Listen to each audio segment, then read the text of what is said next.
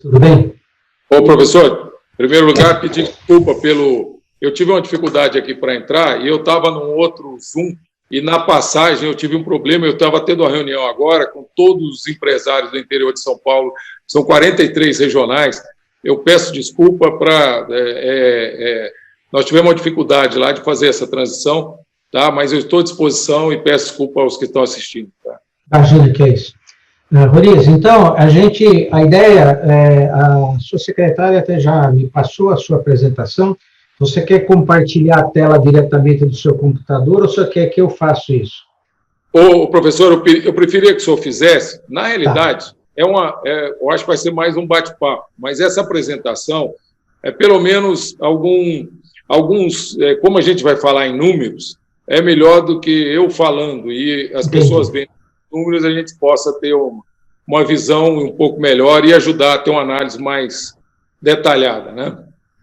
Bom, então, queria então, dar início então, a essa apresentação. Queria novamente agradecer muito o Roriz, que a gente já tinha até passado o currículo dele, atualmente está na presidência da Abiplast, segundo vice-presidente tanto da Fiesp quanto da Ciesp, e ele também colabora aí com o nosso grupo, que é o IVEPESP também, onde a gente procura compartilhar uma série de conteúdos, né, que tem a ver com o objetivo do nosso grupo, que é inovação, ciência, tecnologia e educação.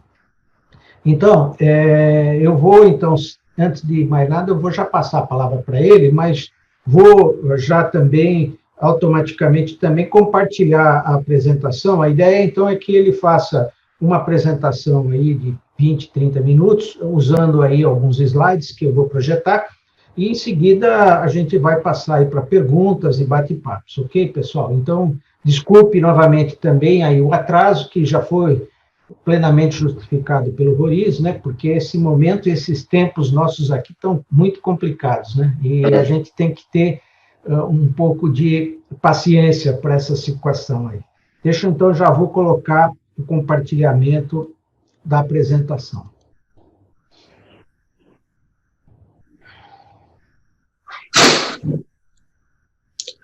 Bom, fazendo uma introdução aí, professor, o Brasil ele já vem passando por um período aí de 6 anos, ele vinha passando um período de 6 anos de uma crise econômica muito forte.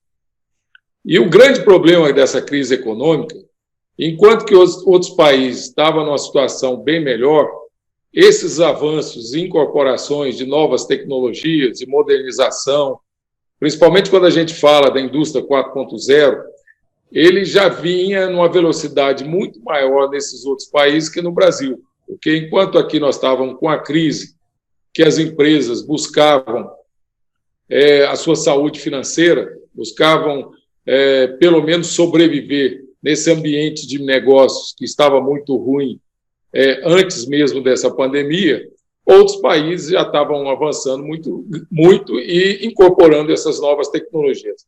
Eu faço isso porque, embora eu vou falar um pouco de economia, eu vou falar um pouco de como é que está a situação econômica, né? Porque hoje são os 2 grandes drivers no Brasil, né? Até que ponto a gente tem que atuar para resgatar e manter a economia em bom nível, e, é lógico, um foco muito grande na área de saúde para preservar o maior número de vidas possível.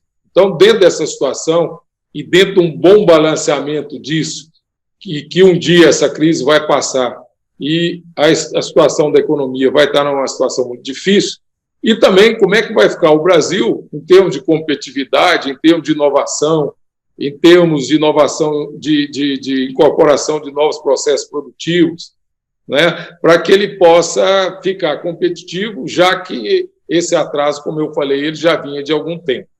Se eu passo o próximo slide, por favor, eu passo por aqui. Então, o panorama da economia, o próximo, deixa eu passar. O panorama da economia é que nós, em 2018, a gente saiu de um PIB de 1,3, os dos anos anteriores tinha sido negativo, em 2019, 1,1, tá? E eu preparei essa apresentação ontem na parte da manhã, né? E já à noite já tinha saído uma projeção de PIB que vai ser um número muito inferior a esses 6. Nós já estamos falando aí de uma queda de PIB maior do que 9%, ou seja, vão ter um PIB inferior a 9% aí no ano de 2020. Isso é muito ruim. E apontando para um PIB de 3,6% no ano que vem. Então, dentro desse cenário, que a gente já vinha ruim, nós vamos ter um crescimento muito baixo agora, e a volta do crescimento em 2021, ela vai recuperar bem pouco do que a gente perdeu nesses últimos anos. Ou seja, a situação da economia está muito próxima ao nível de atividade que nós tínhamos antes de 2010, e a participação da indústria no PIB, ele voltou à época de Juscelino Kubitschek. Então, nós estamos em termos de percentual de participação no PIB, próximo ao que estávamos em 1950. Tá? Então, a agropecuária ela foi pouco afetada, ela vai ter até um crescimento esse ano, em relação a 2018 e 2019, vai ter um crescimento próximo de 2% no ano que vem. É muito bom isso, que a agropecuária não tenha perdido a sua participação na economia mundial, mas o problema é que também a agropecuária ela emprega muito pouco, e como alavancador de PIB, ela não tem a força que tem o segmento industrial. Então, para nós, seria muito bom, né, essa volta da indústria mais rápida, inclusive por causa do assunto que eu falei de inovação. Nós precisamos ter um processo inovativo aqui no Brasil, onde a necessidade de investimento é fundamental. Tá? Nós tivemos também uma queda na área de serviços, vamos ter uma queda de 5,8% na área de serviços, tá? E um crescimento no ano que vem de 3,7%. Consumo das famílias também é uma queda muito grande. Isso é muito ruim, porque o Brasil ele tem uma concentração de renda muito forte. Nós já vimos nesse processo de concentração de renda há muito tempo, né? E essa pandemia vai piorar muito. Então, você vai ter uma situação em que, mesmo as empresas voltando a produzir, você vai ter pouco dinheiro, pouca renda nas famílias, né, para que você tenha consumo e que as empresas possam trabalhar. Agora, um número que interessa muito a nós, que estamos trabalhando aí com essa questão de inovação, que é a formação bruta de capital fixo, que é o investimento, vai ter uma queda de quase 10% esse ano. Então, muito próximo de 10%. Né? Então, isso é muito ruim, porque o investimento do Brasil já era muito baixo. Normalmente, né, o investimento num país como o nosso, que tem a nossa dimensão, que tem a malha da nossa indústria e de serviços, você precisa de ter um investimento aí próximo a 24% do PIB. E esse investimento nosso ele está muito próximo de 13%, 14%. Então, é um investimento muito ruim e também vai atrasar a incorporação dessas novas tecnologias. Próximo, por favor. A indústria vai ter uma queda como eu falei, de 7,3%, aí colocando mais um foco da indústria, né? E um crescimento de 4% no ano que vem. Agora, volto a dizer, né, essa recuperação é muito baixa, levando em consideração o fato de que nós estamos operando, né, com a atividade industrial em relação ao PIB, comparado ao que tínhamos nos anos 50. Próxima, por favor. Bom, aí é o desempenho industrial de fevereiro, antes do Covid. Então, a gente escuta o pessoal da área econômica falar que o Brasil já estava decolando, já estava começando a melhorar a economia, né? E parte desse crescimento, ele realmente estava acontecendo em alguns setores. Se nós olharmos esse quadro aqui, produtos de fumo, perfumarias, farmoquímicos, veículos, né? Produtos químicos, celulose, plástico, eles vinham com crescimento positivo aí no início do ano, sendo que essa média aí dos que tiveram crescimento está muito próximo aí de 1,5 a 2, e tínhamos aqueles produtos que ainda tinham um problema com o tamanho de mercado, que ainda não estavam encontrando um caminho aí de crescimento. E muitos desses produtos, né, confecção, metalurgia, produtos minerais não metálicos, couros, né, indústria de calçados, são produtos que empregam muita gente e já começaram o ano numa posição muito ruim de crescimento de mercado.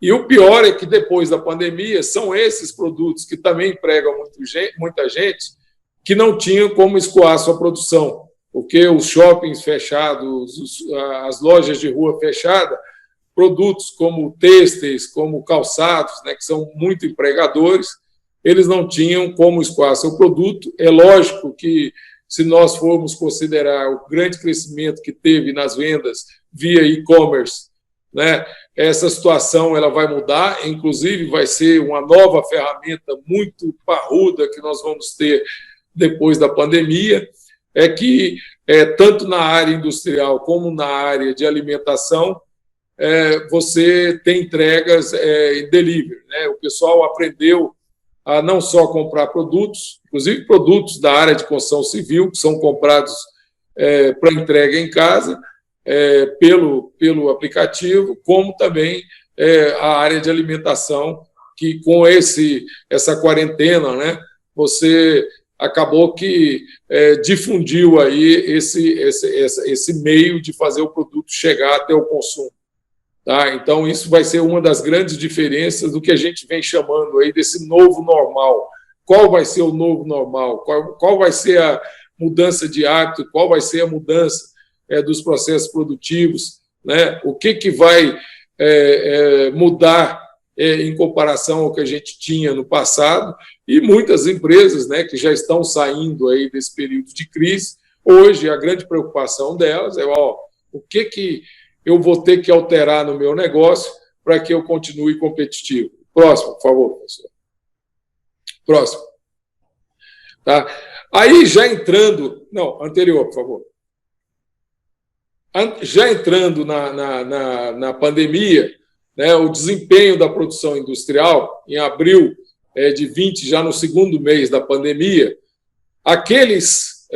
no anterior, de cada 26 setores, né, nós tivemos um crescimento em quase na metade deles. Nesse, já com a pandemia, em 26 setores, 22 apresentaram uma forte retração da produção.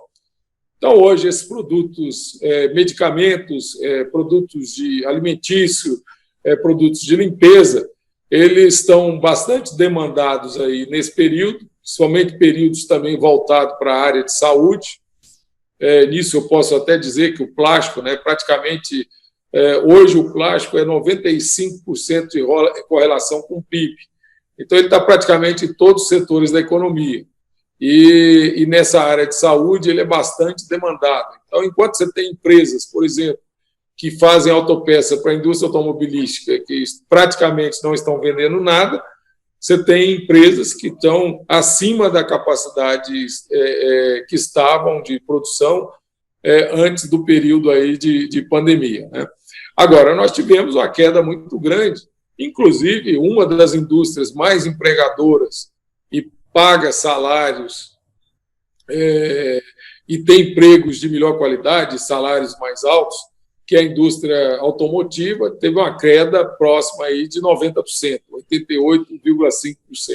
Então, isso é muito ruim, porque, além de estar perdendo empregos, principalmente na área de autopeças, né, nos fornecedores da indústria, você está perdendo também empregos de excelente qualidade. O próximo. Próximo. Tá? Volta, por favor, que eu queria falar um pouco da questão de inovação e formação bruta de capital fixo. Esses aí são os investimentos, né? Investimentos em construção, investimento em máquinas, investimentos em inovação e investimento de pesquisa e desenvolvimento, que é a chamada formação bruta de capital fixo. Vamos ter uma queda de 10% esse ano. Ano que vem é esperado 6,8%, né? De crescimento, mas muito baixo. E mesmo esse crescimento previsto para o ano que vem, ele não vai cobrir todo esse gap que nós tivemos aí nos anos anteriores de falta de investimento no Brasil. Então, volto a dizer que é uma preocupação muito grande no que nós chamamos de indústria 4.0. Nós vamos estabelecer um distanciamento muito grande da condição que esses países que competem com a gente estão, né? Então, eles vão estar muito na frente e nós vamos ter que acelerar o nosso passo aqui se nós quisermos ter uma indústria competitiva. O próximo, por favor, professor. Próximo. Tá? Aqui é a utilização da capacidade instalada. Tem eu não sei se é familiar a todos, mas é o nível da utilização da capacidade instalada, que é o NUT. Ele alcançou o menor dos últimos 20 anos.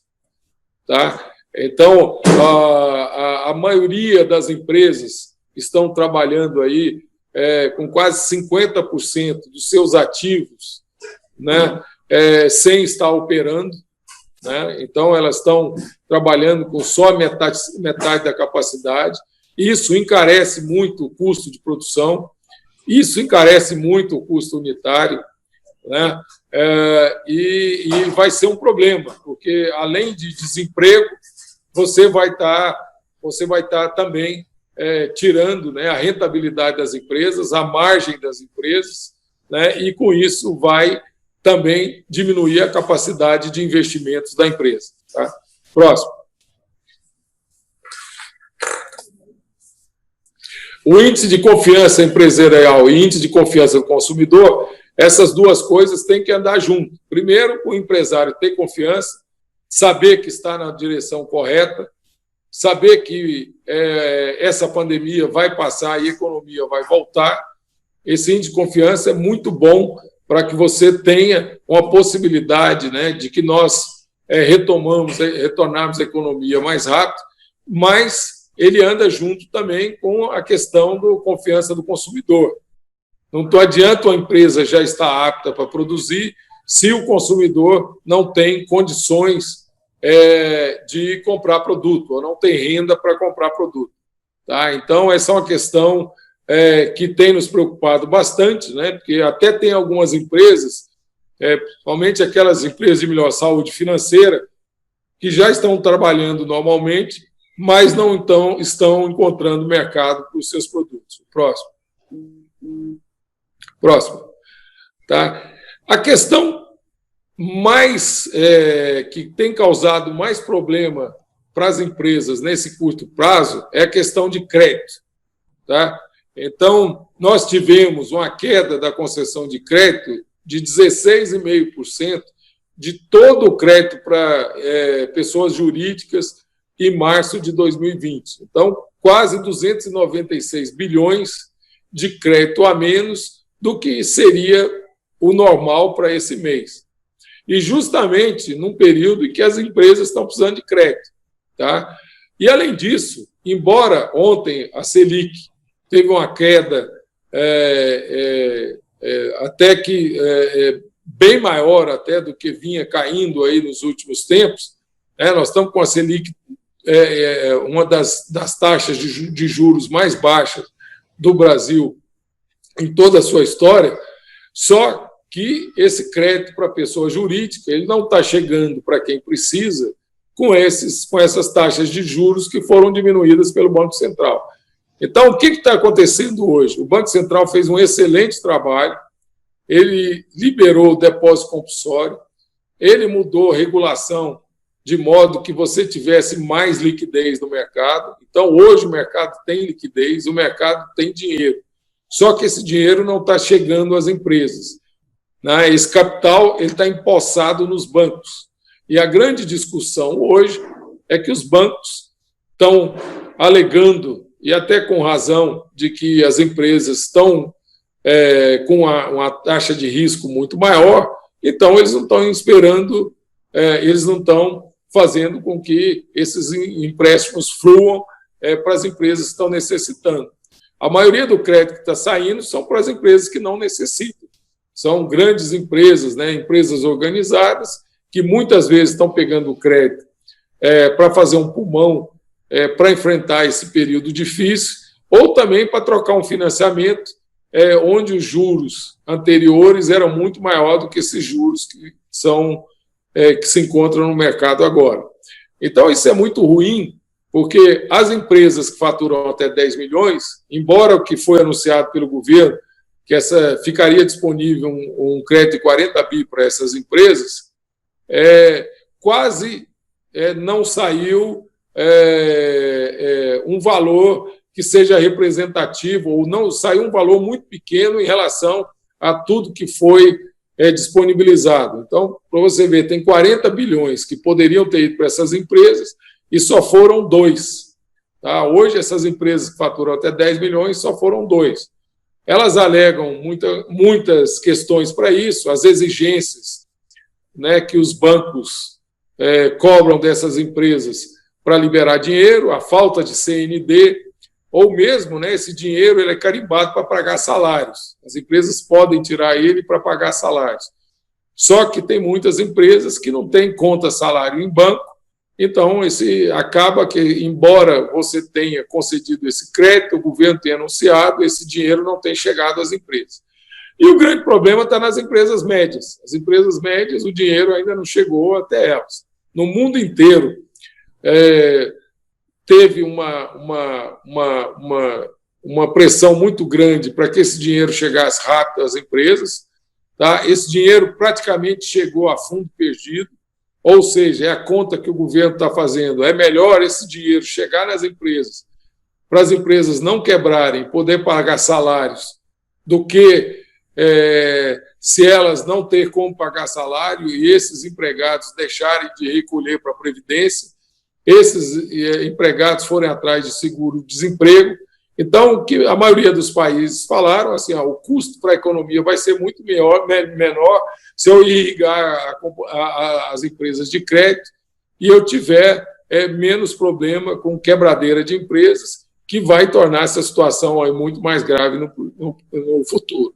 Agora, o outro problema também é esse custo do crédito. Você, numa pandemia dessa, onde as empresas estão trabalhando com 50% de ociosidade, onde elas têm dificuldade do crédito e ter que pagar taxas de juros, onde você tem uma Selic de 2,25% e esse custo de crédito muitas vezes está 5, 8 vezes acima disso, cria um problema muito grande para a solvência dessas empresas também na saída da pandemia, o que vai nos atrasar bastante no pós-enfrentamento aí dessa crise maior da pandemia.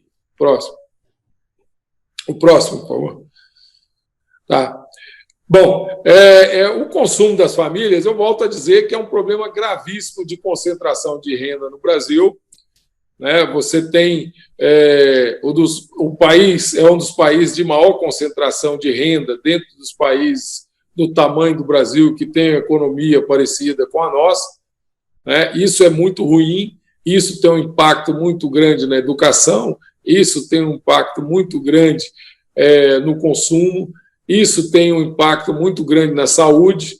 Né? Você ter baixa renda é um dos piores indicadores que um país pode ter, e essa crise que nós estamos passando agora, e essa pandemia, aliada a esses 6 anos que nós tivemos de dificuldade econômica, você ainda vai aumentar ainda mais essa concentração de renda no Brasil, o que é muito ruim, e logo na saída dessa pandemia é um dos maiores problemas que nós vamos ter que debruçar. Então, nós vamos ter que fazer uma reforma tributária, sim, uma reforma tributária que ela desonere as empresas brasileiras são das mais oneradas do mundo, mas, ao mesmo tempo, uma reforma tributária que melhore essa condição de concentração de renda no Brasil. Próximo. O próximo, por favor. Tá? Aí é o desempenho do comércio, saindo um pouco da indústria, indo para o comércio, uma queda grande no comércio, como eu falei, principalmente, imagina lojas em shopping center, lojas de ruas, ficaram praticamente 3 meses fechadas. É um problema para nós da indústria, porque não tínhamos onde escoar nossos produtos, mas é um problema muito grande para as empresas de comércio, porque sem vendas, tendo que pagar salários, tendo que pagar aluguel, com todas as despesas correntes, sem ter receitas que cubram, né, esses custos durante esse período, você vai ter um impacto enorme no comércio também, e esse impacto ele vai vai também ter uma influência muito grande na retomada do emprego, né? Próximo. Bom, a expectativa do consumidor, né, quanto tempo acredita que levará para se recuperar após o fim do isolamento social, indo aí para grandes números, né, 49% dos entrevistados acreditam que nós vamos levar 12 meses para você recuperar a situação econômica do pré-crise e 24% acredita que o país irá se recuperar em até 12 meses, ou seja, aí acima de 12 meses, né? Até 2 anos. Desculpa que tem um erro aí. Então, por mais otimista que as pessoas sejam, né, o consumidor seja, nós ainda vamos levar um grande tempo aí para que a gente possa retomar aí esse consumo. O próximo. Tá? Panorama dos transformados plásticos. Eu trouxe aqui, professor, só eu vou fazer focar um pouco nos plásticos. Como o plástico representa 95% da economia, só para que vocês tenham uma ideia. Vê o próximo aí, por favor. Tá? No caso dos plásticos, né, foi alimentos, teve um crescimento positivo de 2,4%, produtos de higiene, limpeza e perfumaria de 1,7%, e negativo, né, o automotivo, bebidas, eletrônicos e a venda de plástico para máquinas e equipamentos que caíram 10,8%. Então, como eu falei, você teve segmentos que foram muito bem nesse período aí da pandemia e outros que tiveram quedas bastante significativas, né? O próximo, por favor. Próximo. Tá?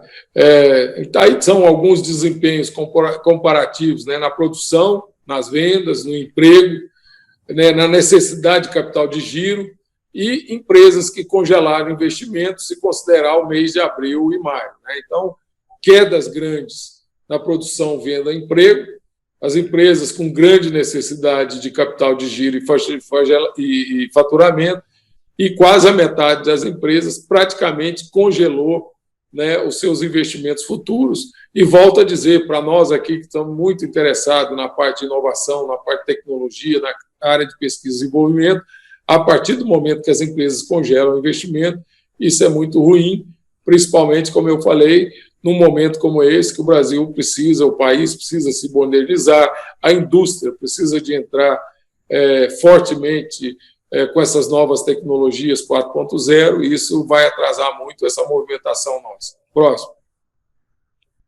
O próximo. Tá? Pontos importantes em maio, né? Produção e vendas, capital de giro, matérias-primas. Aqui, professor, eu acho que eu poderia tirar a apresentação, onde eu vou falar um pouco mais assim da situação e até quais são as perspectivas e quais são as ações que poderiam ser melhoradas para a gente sair mais rápido da crise. Então, eu acho que poderia tirar a apresentação aqui para a gente falar sobre isso. Bom, qual é o grande problema? Se me for feito... Agora mesmo, eu estava tendo uma conversa com 360 empresários das diversas regiões aqui de São Paulo, e praticamente de todos os setores. Tá? Qual é o maior problema que nós temos hoje? É lógico que o maior problema que nós temos é na área de saúde, é preservar a vida das pessoas. Mas o maior problema que a gente está tendo nas empresas é falta de crédito. As empresas não têm crédito, o dinheiro não está chegando para as empresas. Então, a curto prazo, essa questão de crédito tem que ser resolvida rapidamente, né? Então, o governo tem anunciado muitas coisas, mas, na hora de operacionalizar, isso não tem chegado à ponta. Ou seja, não adianta o Banco Central liberar o dinheiro, você ter liquidez, mas se o gerente de um banco não está sabendo lá na ponta, né, quais são os procedimentos e como é que estão regulados aquilo para que o dinheiro chegue às empresas. Então, esse é um problema gravíssimo e que pode atrasar muito, muito a nossa volta a uma situação de normalidade. Então, a empresa está sem crédito. Normalmente, uma empresa, o capital de giro dela, 50% são os títulos, né, são as notas fiscais, que ela vai ao banco e pega dinheiro em cima daquelas notas fiscais, e a outra metade é recursos próprios. Ela está com dificuldade de recursos próprios, porque a dificuldade de crédito nos bancos e o empresário está tendo uma lucratividade muito mais baixa, e também os títulos, porque como ela vendeu pouco, ela não está produzindo. Então, para comprar matérias-primas na saída da crise, quando o mercado começar a melhorar, essas empresas vão estar absolutamente sem caixa, né, para começar o processo produtivo novamente. Então, esse é o maior problema que nós temos hoje. Qual o maior problema? Desculpa, qual seria a solução aí, Floris, que você acha para isso fosse resolvido? A solução é o seguinte: esse governo ele é um governo liberal, né? Então, o que ele imagina é que no mercado, numa situação de mercado como essa, tá, vão sobreviver aquelas empresas que têm uma boa saúde financeira. Então, vai falar, vão morrer algumas e outras vão ganhar mercado. Então, é uma visão bem liberal de que vença o melhor e que o mercado vai resolver tudo.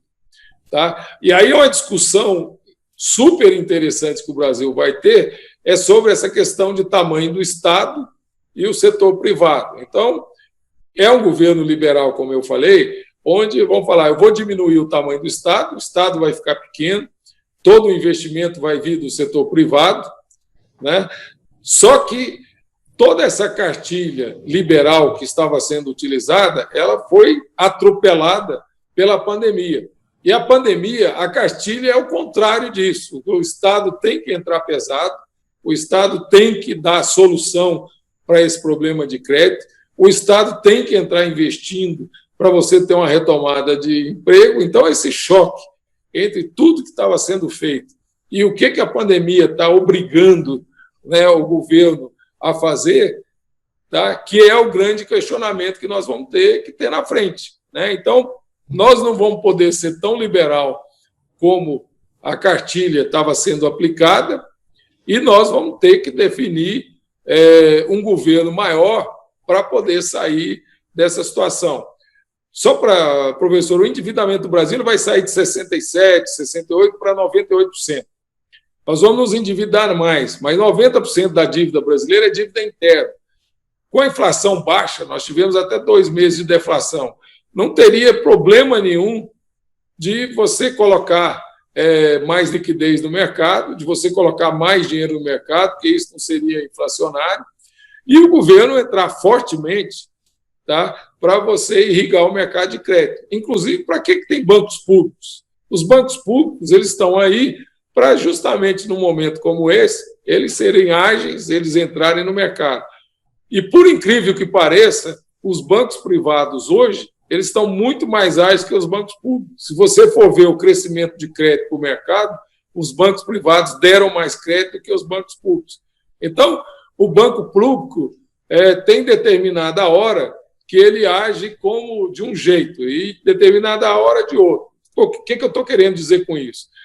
Se você fala, eu vou privatizar um banco público, né? Então a reação que vem, não pode privatizar porque precisa de um banco público, e se nós tivermos algum problema, nós vamos ter uma política rápida que só um banco público poderia fazer, inclusive para chegar a crédito para a grande massa da população, etc. Só que em determinadas horas, como agora, que o banco público fala, não, eu tenho acionistas minoritários e eu não posso ter uma política que seja contrário ao que o meu investidor minoritário quer. Então, esse é um impasse também que nós vamos ter que resolver. O que adianta ter banco público? Se ele não está agindo na hora que tem que agir, ou privatiza eles, ou então tira esses acionistas minoritários de lá e deixa o banco com liberdade de agir quando precisa, né? Tá. Então, essa questão de crédito, professor, é fundamental ela ser solucionada, né? Então, nós estamos mal parados e tal. Agora, a médio prazo, qual que é a nossa agenda? Qual que é a agenda da indústria? Primeira coisa é uma reforma tributária. Tá? uma reforma tributária, porque o setor industrial, hoje, ele tem cerca de 11,4% do PIB. Agora, de todos os impostos brasileiros, tá, 29,7% vem da indústria. Então, ela tem 11% do PIB e 29% do recolhimento de impostos. Agora, a indústria é que paga os melhores salários, a indústria, normalmente, é a que mais educa no sentido profissionalizante, onde você pode fazer uma carreira, porque uma empresa, quando ela se instala numa cidade, a gente até brinca, ela casa com a cidade, quando ela se instala, porque uma indústria ela não vai trocar de lugar nos próximos 20 anos, ela instala ali para ficar. E ela quer que tenha gente especializada na região, ela investe em profissionalização, etc. Além disso, quase 70% dos investimentos brasileiros em inovação, ele vem da indústria. E quase 69% do investimento em P&D vem da indústria. Além disso, também, o próprio governo está falando, mas o investimento agora, como não pode ser do governo que ele está endividado, ele vai vir do setor privado. Né? E 27% do investimento do setor privado, ele vem da indústria também. Então, você pega uma China, que 40% do PIB é indústria, e pega o Brasil, que 11% é indústria, então você tem menos recolhimento de impostos, porque é a indústria que mais recolhe impostos, você tem menos investimento em profissionalização, você tem menos inovação e você tem menos investimento em P&D. Então, dentro dessa nova agenda que nós teríamos para o Brasil, é lógico que nós vamos ter que contemplar uma maior competitividade aí para a indústria. Né? E também essa questão de tamanho de Estado é uma discussão que nós vamos ter que ter com maior profundidade. Hoje, né, você tem um problema muito grande do custo e o tamanho do Estado. Então, até que ponto você pode diminuir esse Estado sem que você não prejudique os investimentos necessários em infraestrutura, sem que você não prejudique a área de educação, sem que não prejudique a área de saúde, sem que não prejudique a área de segurança. Então, é uma discussão grande que nós vamos ter e um debate que eu acho que, logo após a pandemia, nós vamos estar com a situação econômica bastante debilitada, nós vamos estar com um número de desempregados tremendamente grande, nós vamos estar à beira de um problema social, caso nós não tenhamos esse debate e nós levarmos isso para a população de que o país está no rumo certo para consertar esses problemas. Então, o problema social é o próximo que nós vamos ter na frente. Tivemos um problema econômico, passou para o problema de saúde, ele vai voltar para ser um problema econômico e logo na frente ele vai se tornar um problema social.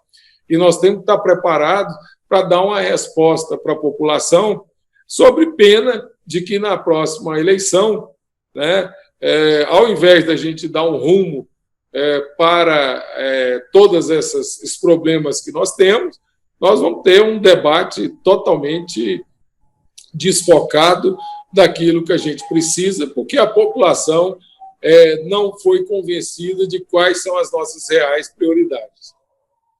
E diz o seguinte, eu vou colocar aqui, de novo,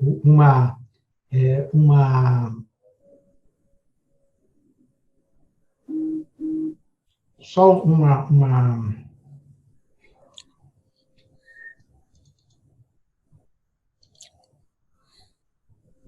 instante aqui, deixa eu colocar no começo. Só aqui, nesse gráfico aqui, queria que você explicasse o seguinte, você pensou, por exemplo, 2019, você tem aqui o que foi acontecer. E em 2021, você está colocando aqui, como é que essa projeção da indústria foi de 0,5 para 4? Qual que é essa simulação, esse cálculo para você dizer que se em 2019 foi 1,1, em 2021 vai ser 3,6? Tá, isso aí é o seguinte, nós temos um histórico da indústria, nós temos um histórico da renda, e essa renda, o que vira de renda em consumo, e quais os segmentos onde você tem uma questão de sazonalidade e você tem também uma questão onde a demanda está reprimida por algum problema. Então, por exemplo, quando você teve a greve dos caminhoneiros, que foi num período curto, alguns produtos não chegaram até o mercado final. Então, esses 4%, na realidade, ele é muito baixo, porque ele está cobrindo uma parcela muito pouco do que a gente saiu. Então, o que está acontecendo é o seguinte, você tem na área de alimentos, na área de bebidas, na área de linha branca, na área de linha marrom, na área de automobilismo, você tem faixas de consumo para aquele nível de renda. Então, essa projeção é feita baseado nisso. Eu queria que você comentasse um pouco, se você fez uma análise da situação específica do Estado de São Paulo. Quer dizer, a gente tem visto aí uma queda grande do ICMS, né, que é basicamente, acho que a principal receita, né, do governo, né? Acho que agora, se não estou enganado, em abril, parece que houve uma diminuição de cerca de 30%, uma coisa 2%. assim. Como é que você vê essa situação do Estado de São Paulo? Como que você vê os meses que seguem, né? E a situação em função desse problema, dessa redução do ICMS? O problema que está acontecendo são duas coisas que se somam. Você tem as empresas que estão vendendo menos e você tem a inadimplência maior. Então, mesmo que estão vendendo, tá, preocupado com seu caixa para pagar salários, elas não estão recolhendo impostos. Então, a soma dessas duas coisas chegou a esse número de 28% de queda de ICMS no estado de São Paulo. Tá? A minha impressão é que dentro de 3 ou 4 meses isso vai se regularizar, mas não que nós vamos ter alguns meses para frente que vão compensar essa queda. Então, se nós anualizarmos essa queda, ela vai prevalecer até o final do ano e nós vamos ter uma queda de arrecadação bastante significativa aqui em São Paulo. Tem uma MP sendo discutida no Congresso, onde uma parte dessa queda de arrecadação do Estado ela seria compensada por um dinheiro que foi liberado pelo governo para os estados. Então, no caso de São Paulo, se você anualizar isso, é lógico que vai ser muito menor do que esses 28%, você vai ter uma queda de ICMS que talvez esteja próxima dessa queda de PIB. Agora, você também vai ter uma compensação por essa MP, onde os estados vão ser recompensados porque tiveram queda de ICMS. Quer dizer, você então estima que no estado de São Paulo, quer dizer, a queda da arrecadação anualizada vai estar por volta de 10%, 12%, é isso? Por aí. Entendi. E uma boa parcela disso, né, foi inadimplência. Né? Então, o que acontece depois? As empresas começam a faturar, elas começam a pagar a inadimplência que ocorreu no período da crise e também começa a pagar os impostos por estar vendendo. Então, você tem uma recuperação depois da crise e, além disso, você tem uma recuperação econômica também. Somado a isso, você tem o dinheiro que vem do federal, que vem para cobrir parte dessa queda.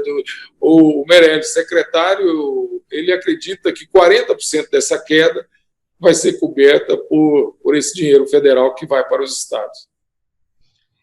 No caso agora específico da questão da inovação, né, que você comentou bastante, a gente acho que já no passado conversou um pouco sobre o papel das universidades em todo esse processo aí.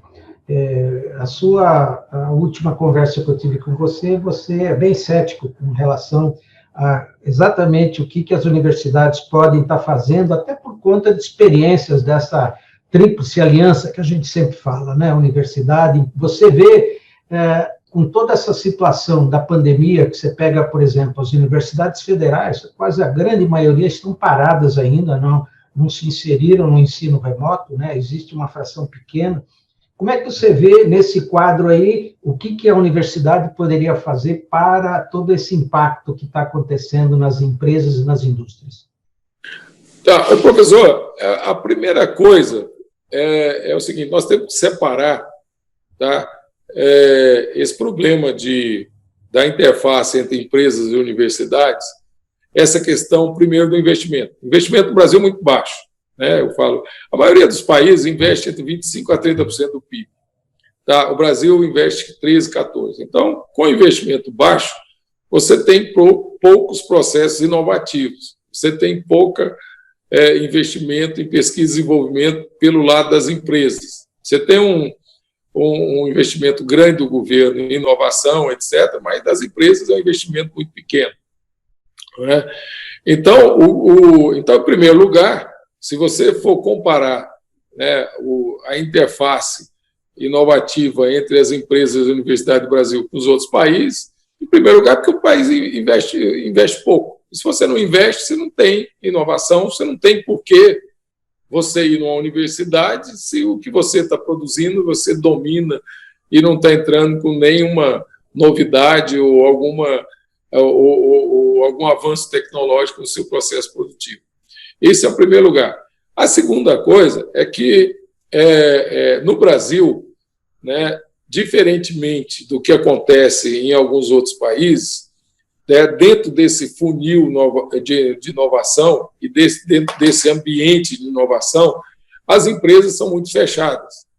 Elas acham que se ela descobrir uma coisa nova e ela, se fosse procurar ajuda para acelerar o processo, tá, o que seria muito melhor, mas elas acham, não, se eu vou pegar aqui o que eu inventei e daqui a pouco está todo mundo fazendo o que eu estou fazendo, então eu não vou contar para ninguém. Então ela fica lá 10 anos tentando inovar alguma coisa e como os processos inovativos estão cada vez mais rápidos, 10 anos, aquele produto já não faz o menor sentido, ele já entrou e saiu do mercado por outro concorrente. A outra coisa também, a percepção de nós da indústria é que as universidades são muito fechadas, né? As universidades, elas são pouco abertas e ela fala uma linguagem muito diferente da linguagem do empresário. Então, você mexer com universidade é uma coisa complicada, você tem problemas relativos à legislação trabalhista, você tem problemas relativos a patentes e você tem problemas relativos quando você põe um cientista dentro da sua empresa, tá? O choque de ambiente, tá? Não é um choque de ambiente que é construtivo para a empresa. Então, essa é a visão do empresário. Então, ele acaba buscando os seus processos inovativos sem utilizar as universidades. Isso acontece também com a própria Senai. As empresas têm um distanciamento enorme do Senai, porque poderiam estar usando, né, toda essa parte de inovação junto ao Senai, e quando a gente observa, poderia ser muito melhor do que a realidade se apresenta. Né? Então, temos um problema bem grave aqui no Brasil. O que vai mudar isso? Essa questão de que as empresas tradicionais, você não tem mais o jovem querendo entrar na empresa e fazer carreira. Tá? E aí, o ambiente criativo e o ambiente de propagação de inovação nessas empresas tradicionais, ele vai diminuir muito se ela não for atrás das universidades e das startups. Então, ela vai ter que descobrir novos canais de inovação que no passado ela fazia com a sua própria equipe. Né? Então, eu acho que vai ter um choque muito grande, né, de que essas empresas, se elas não forem atrás de inovação, essa inovação não vai ser construída dentro das empresas. Então, isso eu acredito que vai mudar. Né? E no caso das universidades, ela que hoje, né, tem um papel grande de alavancar essas startups, né, que ela não seja uma solução atrás de um problema. Pelo contrário, que ela primeiro tem que identificar qual o problema, né, que as empresas têm e levar conhecimento, principalmente aquele conhecimento básico, né, que para as empresas, né, aquele conhecimento não só básico, mas o de fronteira também para as empresas, para que as empresas possam traduzir daquele conhecimento numa nota fiscal. Nós, empresários, até falamos, inovação é inovação quando ela vira nota fiscal. Né? E essa é a linguagem do empresariado de maneira geral. Então, temos que dar esse sentido prático de que, vamos desenvolver alguma coisa, mas desde que ela tenha uma finalidade comercial. Me diz o seguinte, quer dizer, você, claro, você tem empresas, tem empresário também, contrata pessoas. Você acha que o que a universidade está produzindo de recursos humanos, ela está dentro da expectativa das empresas hoje? Ela está formando o profissional que a empresa precisa ou não? Eu acho o seguinte, professor, na minha opinião, a empresa está indo em cima buscando gente em cima de projeto, em cima de skill. Então, assim, você tem um engenheiro que ficou 5 anos estudando e tal, não necessariamente é esse profissional que ela quer. Ela vai buscar, muitas vezes, aquelas pessoas que não têm aquele curso de 5 anos, mas ela é especializada naquele determinada coisa. Então, eu acho que no futuro essas grades de universidades que são muito longas, etc., não vai fazer muito sentido para a empresa. A empresa vai querer especialização em determinadas coisas. Eu acho que esse ambiente de inovação ele vai se ampliar aqui no Brasil justamente por causa daquela necessidade que eu falei. Então, o que ela vai buscar muito é gente que, eu quero, nesse momento, eu preciso de gente especializada em determinadas coisas. Agora, sem dúvida nenhuma, ela vai ter os generalistas dentro da empresa e, normalmente, esse generalista ele vem das universidades tradicionais. Mas eu acho que, do lado da empresa, ela vai ter que mudar e, do lado da universidade também, ela vai ter que ter cursos mais curtos, mais voltados para o que é demandado no momento pelas empresas. Sobre a questão da situação, como você colocou, precária, que muitas empresas estão enfrentando agora, você acredita, quer dizer, que muitas empresas, o capital externo, entendeu, venha a arrematar muitas dessas empresas? Você acha que isso é possível acontecer? Professor, com esse nível de dólar, que nós chegamos aí a quase 6, tá? Ficou muito barato comprar uma empresa no Brasil. Tá? Então, essa taxa de juros também, o que ela vai fazer? Muito dinheiro. O Brasil sempre foi conhecido como a maior taxa de juros do mundo. Spread bancário ainda é um dos maiores do mundo. Mas a taxa de juros caindo, muito dos recursos que estavam aplicados em renda fixa, eles vão para a Bolsa de Valores, eles vão para o mercado de capitais, eles vão para o mercado imobiliário, tá? E uma boa parcela ela vai para empresas. Agora, de empresas inovativas, empresas inovadoras, empresas que estão na frente do mercado. Então, hoje tem assim, quase 1/3 de todo o crédito existente no mundo, e nós estamos falando de dezenas de trilhões, tá? Ele hoje está a juros negativos. Tá? Eles estão aplicados a juros negativos. E esse dinheiro ele vai ser direcionado para alguns países e, principalmente, para aqueles segmentos de mercado onde ele está alinhado às principais macro tendências. Então, vem muito dinheiro, sim. Agora, para isso, o Brasil precisa de melhorar muito a sua condição de atração de capital. Tá? Então, essa atração de capital, ela precisa de... Só um minuto, por favor. Essa atração de capital, ela precisa de criar condições melhores para o ambiente de negócio aqui no Brasil. Tá?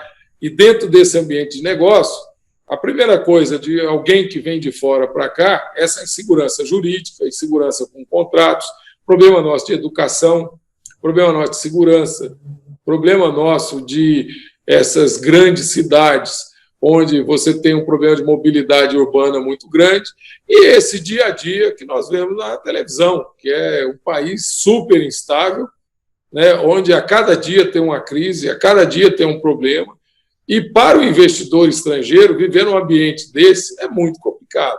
Então, assim, condições para atrair capital, nós temos.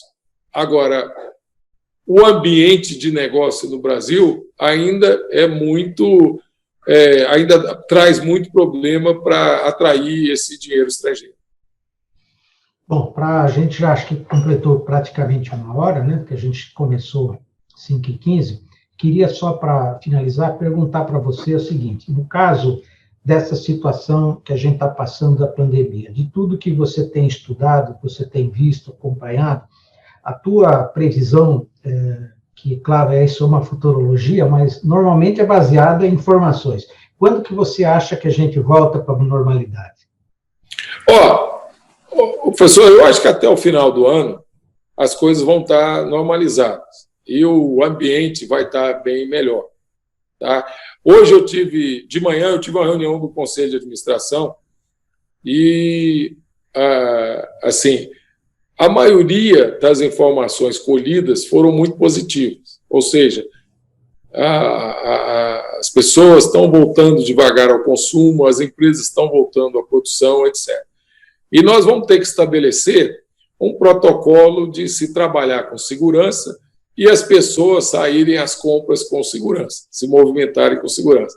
Isso, nós não temos um histórico, ou não temos alguma coisa que foi pré-formatada para resolver esse problema. Tudo isso que está acontecendo agora, nós estamos tendo que improvisar e resolver em cima do problema do jeito que ele se apresenta, porque não temos nada na nossa experiência que pode ser utilizado. Então, eu acredito que nos próximos 2, 3 meses a economia vai estar razoavelmente organizada, nós vamos estar discutindo muito esse pavor que nós temos, como aconteceu em Pequim agora, nessa última semana, de a pandemia ter que voltar e começar um processo de novo. Isso vai estar sempre com, vamos dizer assim, com a faca no nosso peito, de que isso pode voltar a qualquer momento, mas eu acredito que lá para novembro, dezembro, as coisas vão estar bem normalizadas. Bom, beleza. É isso aí. A gente tem que, como você falou, né? Porque todas as previsões, as pessoas indicam que a gente só vai ter uma tranquilidade quando a gente tiver uma vacina ou eventualmente tiver uma medicação que efetivamente, comprovadamente, seja efetiva, né, para retardar. Mas, aparentemente, essas coisas, acho que de vacina, talvez só no final, acho que de 2021, né? E como você falou, então, nesse período todo vai ter que conviver, como você falou, né, com todas essas precauções, né, que vão ter que ser feitas, porque na verdade, ainda a gente... E o problema que você também, só para finalizar, quer dizer, você falou do estado de São Paulo, mas os outros estados, né, pelo que eu entendo, a situação, acho que dessa desigualdade, ela vai se agravar muito mais, né, porque São Paulo é o motor, praticamente, do Brasil, né? Então, pelo que você me falou, vamos dizer aí, a gente vai ter uma diminuição de talvez 10%, né, quer dizer, até o final do ano. Mas eu acho que para muitos estados a situação vai ser muito pior ainda, né? Quer dizer, que aí é o que você falou, que vai acontecer esse problema da desigualdade, não é isso? São Paulo tem uma vantagem, que é um estado industrializado, né? E a indústria, ela realmente é uma mola propulsora aí do crescimento, né? Você tem também essa questão de que os produtos industrializados, você tem todo um movimento hoje no mundo de você comprar produtos produzidos no país. Então, isso a gente já percebe, né, que o pessoal está preferindo um produto que é produzido aqui, sem dúvida nenhuma, embora ainda não temos uma estatística sobre isso. É importante, e São Paulo, sendo esse estado que é industrializado e tem mais condições em termos de inovação, em termos de educação, em termos de tecnologia, né, de recuperar com mais rapidez do que outros estados brasileiros. Eu acho que os estados do Centro-Oeste, onde o agronegócio é muito forte também, eles vão estar praticamente, já estão, né, estão olhando muito mais a questão de saúde do que a questão econômica, até porque, como eu mostrei com esses números, né, no agronegócio, a queda foi muito pequena. E o agronegócio até tem uma vantagem, como teve uma valorização do dólar muito grande, né, embora o preço tenha caído no mundo, mas as receitas do agronegócio não caíram. aumentou o preço de alguns insumos, principalmente fertilizantes, equipamentos agrícolas, etc., por causa do dólar, mas eu diria que o Centro-Oeste está razoavelmente bem. Tá? Agora, os estados do Norte e Nordeste, principalmente Pernambuco, Fortaleza, né, região de Amazônia, Roraima e tal, os problemas lá vão demorar para serem resolvidos, né, e a recuperação vai ser bem mais lenta. Bom, Roriz, eu queria mais uma vez, então, agradecer você, a tua gentileza, o teu tempo também, que eu sei que é super precioso em função de tantos compromissos que você tem, mas eu acho que esse web seminário, acho que ele cumpriu um papel importante, eu acho que, com certeza, esse trabalho está sendo gravado, eu vou depois editar ele e disponibilizar, porque essa é uma fonte fundamental de informação para todas as pessoas. Agradecer e passo para você a palavra final aí para a gente dar por encerrado. Não, a minha palavra é de agradecimento, professor Hélio, pelo trabalho que faz. Eu acompanho no nosso grupo, né, e essas informações que enriquecem a gente, que dão oportunidade de a gente fazer uma série de reflexões. Também cumprimento por esse trabalho de divulgar opiniões e análise, né, para que as pessoas, né, possam ter até mais informações, né, para que possam tomar suas decisões ou para formar opinião, né. Me coloco à disposição da gente estar sempre discutindo, né, somente do meu lado é muito o lado da indústria, né, colocar a posição da indústria, me coloco à disposição e me senti honrado em ter sido convidado e estar participando aí com vocês, de todo o grupo aí desse debate aí tão interessante, tão importante e tão atual, né, porque nós estamos falando de muitas coisas, né, que nós nunca pensávamos que ia passar 1 ano, 2 anos atrás, ou mesmo 10 anos atrás, tá? E estamos enfrentando essa situação, e a melhor forma de enfrentar isso é o que a gente está fazendo aqui, né? Debater, achar caminhos, achar rumos, achar soluções, e essas soluções são muito melhores se elas forem feitas em conjunto. Então, muito obrigado. Obrigado, um abraço e a gente dá por encerrado, então. Muito obrigado, Luiz. Obrigado. Até a próxima. Até a próxima.